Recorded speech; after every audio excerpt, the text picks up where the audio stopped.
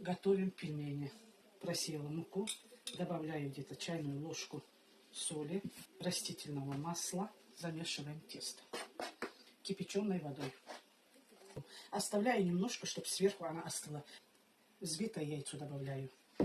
Посмотрите, девочки, даже на доску не липнет тесто. Пропорции все у меня есть в ленте.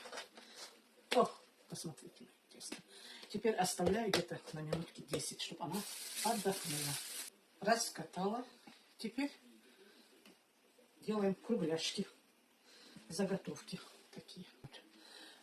Вот положила я фарш. И вот так растягиваю форму, чтобы она была овальная. Потом так соединяю их. И получается очень красивые пельмени. Вот так.